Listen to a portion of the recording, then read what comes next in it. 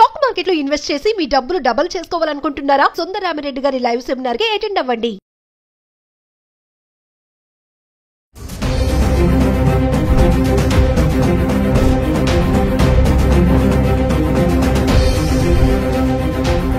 Hello viewers, welcome back to our channel. ప్రస్తుతం మనతో పాటు ఉన్నారు consumers welfare committee chairman Mandadi Krishnareddy గారు. సార్తో మాట్లాడదాం. నమస్తే అండి. సార్, గోల్డ్ ప్రైసెస్ చూసుకుంటే ఎక్కడ ఆగట్లేదు, అలానే పరుగులు పడుతుంది బంగారం ధరలు. దీనికి రీజన్స్ ఏంటంటారు? మనం ఒక వీడియో కూడా చేసాము. ట్రంప్ ఎఫెక్ట్, అంటే ట్రంప్ యొక్క ప్రభావం ఈ బంగారం ధరల పైన ఎలా ఉంటుందంటారు? డెఫినెట్గా. ఎందుకంటే ట్రంప్ వేస్తున్న ఎత్తుగడల్లో బంగారం కాస్ట్ కూడా పెరగడానికి ఒక రకమైన అవకాశాలు కల్పించిందని చెప్పాలి. ఎందుకంటే మిగతా దేశాల కన్నా ఎప్పుడైతే డాలర్ విలువ బాగా పెరగడానికి ప్రయత్నం జరుగుతుందో, ఎప్పుడైనా ప్రపంచ దేశాలన్నీ కూడా బంగారం కానీ, విలువైనటువంటి వజ్రాలు కానీ, వైడ్యురాలు ఇట్లాంటివన్నీ కూడా దానికి డాలర్తోనే ముడిపడి ఉంటాయి, దానితో కొనేటువంటి అవకాశాలు ఉంటాయి. ఎప్పుడైతే డాలర్ రేటు రోజులకు పెరిగిపోతుందో ఆటోమేటిక్గా బంగారం రేటు కూడా పెరుగుతుంది. ఎందుకంటే మన డాలరు మనకు రూపీ వాల్యూ డాలర్తో పోల్చినప్పుడు తక్కువ ఉన్నప్పుడు ఏంటంటే మనకు ఎక్కువ బంగారం వచ్చేది.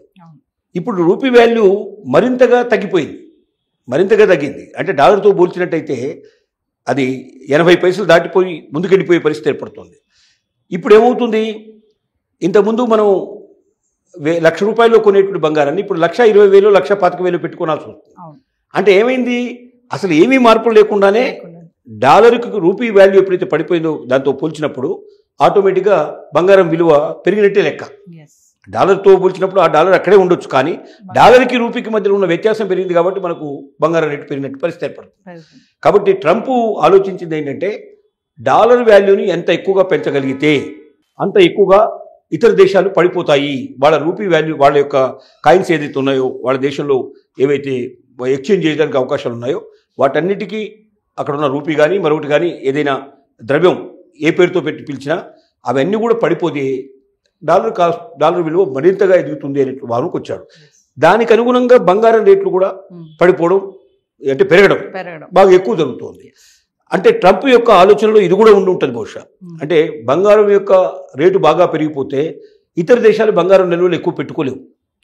బంగారం నిల్వలు ఎక్కువ పెట్టుకోకపోతే దానికి తగినట్టు కరెన్సీ ప్రింట్ చేసుకోవడానికి వాళ్ళకి ఛాన్సెస్ ఉండవు.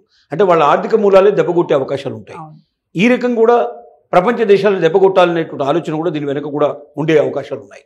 దానివల్లనే ఒక రకంగా చెప్పాలంటే ముఖ్యంగా ఎదుగుతున్న దేశాలు డాలర్తో పోల్చినట్టయితే వాళ్ళ యొక్క ద్రవ్యం విలువ తక్కువగా మరింత తగ్గిపోతున్నటువంటి దేశాలన్నీ కూడా బంగారం యొక్క రేటు ఎక్కువ పెట్టి కొనాల్సిన పరిస్థితి, ఎక్కువ డాలర్స్ని ఇతర దేశాలకు ఇవ్వాల్సిన పరిస్థితి ఏర్పడుతుంది.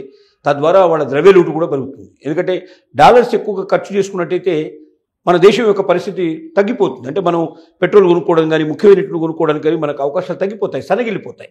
వీటన్నిటిని దృష్టిలో పెట్టుకొని ట్రంప్ యొక్క ఆలోచన విధానంతో ఇండైరెక్ట్గా ఇతర గోల్డ్ రేటు పెరగడం కానీ, తర్వాత వాళ్ళ దేశాల్లో ఉండేటువంటి ద్రవ్య యొక్క విలువ పడిపోవడం కానీ, తద్వారా కూడా ఎక్కువ రేటు పెట్టి కొనాల్సిన పరిస్థితి ఏర్పడటం కానీ, ఇవన్నీ అక్కడికే దారితీసే పరిస్థితి ఏర్పడి చిట్ట చివరికి ఇతర దేశాలు రోజు రోజుకి బలహీనమైపోవడం, అమెరికా బలవంతం అవడం అనేది జరుగుతుందనేది దీని వెనుక ఉన్నటువంటి ఒక నగ్న సత్యంగా మనకు కనపడుతుంది. అంటే సార్, ఇప్పుడు ఆర్థిక సంక్షోభం నుంచి బయటపడడానికి ఈ బంగారం హెల్ప్ చేస్తుందని ఇన్వెస్టర్స్ అంటున్నారు.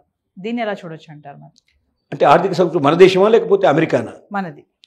మన దేశంలో ఆర్థిక సంక్షోభం తగ్గడానికి బంగారం ఎంత మేలు చేస్తుందంటే, బంగారం నిల్వలు మనం ఎక్కువ పెట్టుకోగలిగితే తప్పనిసరిగా మన కరెన్సీ యొక్క వాల్యూ పెరుగుతుంది. మన కరెన్సీ వాల్యూ పెరుగుతుంది. కరెన్సీ వాల్యూ పెరిగినప్పుడు ఏమవుతుందంటే మనం తక్కువ రేటుకు తక్కువ డబ్బులు ఇచ్చి ఎక్కువగా వస్తువులు సంపాదించుకునే అవకాశం మనకు ఏర్పడుతుంది.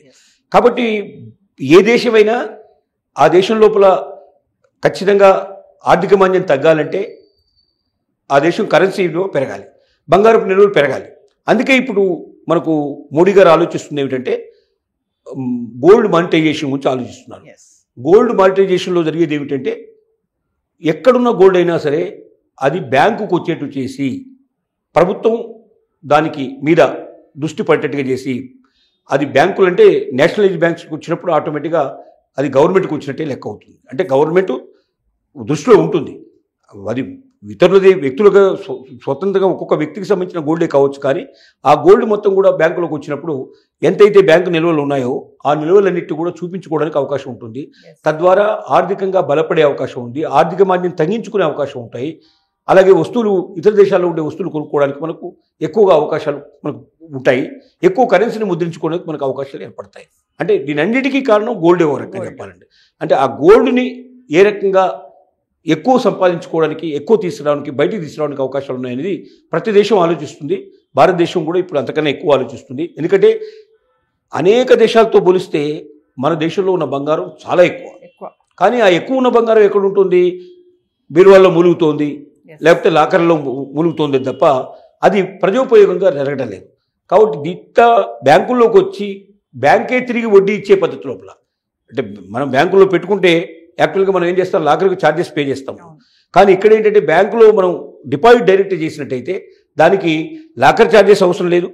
ప్లస్ పైపెచ్చు 1-2% నుంచి ఇంకా కూడా ఎక్కువగా పెంచే ప్రయత్నం చేస్తున్నారు. ఒక 2-2.5% పెట్టి ఈ రోజు వరకు బంగారం ఎంత నిల్వలు వచ్చినా అది ఎక్కడి నుంచి వచ్చిందని మేము అడగం.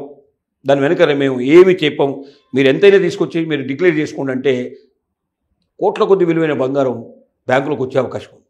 తద్వారా మన దేశం సుసంపన్నమయ్యే అవకాశం ఉంది. మనకు అసలు ఆర్థిక ఉండే మాంద్యం కూడా తగ్గిపోయే అవకాశం ఉంది. అప్పులు తగ్గిపోయే అవకాశం ఉంది. ఆర్థికంగా బలపడే అవకాశం ఉంది. డాలర్తో పోల్చినట్టయితే రూపీ వాల్యూ కూడా పెరిగే అవకాశం ఉంది. కాబట్టి ఇటువైపున మనం ప్రయాణం చేయడం చాలా అవసరం. సార్ ఇప్పుడు 1,00,000 వరకు వెళ్ళిపోతుందా అంటే ఏం చెప్తారు? బంగారం ధర పెరిగినా ఆశ్చర్యపడాల్సిన అక్కర్లేదు. పెరిగినా ఆశ్చర్యపడాల్సిన, ఎక్కువ రోజులు కూడా పట్టకపోవచ్చు కూడా చెప్పాల్సిన పరిస్థితి పెరగవచ్చు. కానీ ఇది సుస్థిరంగా ఉంటుందని మాత్రం చెప్పలేము. ఎందుకంటే బంగారం సంబంధించినటువంటి విషయం కాబట్టి ప్రపంచ దేశాలు ఎప్పుడు ఏం చర్య తీసుకుంటారో తెలియదు. ఒక్కోసారి ఒక దేశంలో బంగారం బ్రహ్మాండంగా దొరకవచ్చు. ఏదైనా అదృష్టం కొద్దీ మన దేశంలోనే బంగారం నిల్వలు చాలా ఎక్కువ ఉన్నాయి, చాలా సులభంగా తీసే అవకాశం ఉందని బయటపడితే బంగారం నిల్వలు ఇక్కడ విపరీతంగా వస్తే టన్నుల కొద్ది బంగారం దొరికే అవకాశం ఉంటాయి. ఎక్కడైతే బాగా వస్తో అప్పుడు ఆటోమేటిక్గా ఎక్కువ లభ్యత జరిగి డిమాండ్ తగ్గితే, డిమాండ్ ఎక్కువ ఉన్నప్పుడు రేట్లు ఎక్కువ ఉంటాయి. డిమాండ్ తగ్గి ఎక్కువ లభ్యత ఏర్పడినప్పుడు ఆటోమేటిక్గా తగ్గే అవకాశాలు ఉంటాయి. కాబట్టి బంగారం రేటు సుస్థిరంగా ఉంటుంది, 1,00,000 పైన ఎప్పుడు ఉంటుందని అనుకోవడం కూడా కరెక్ట్ కాదు.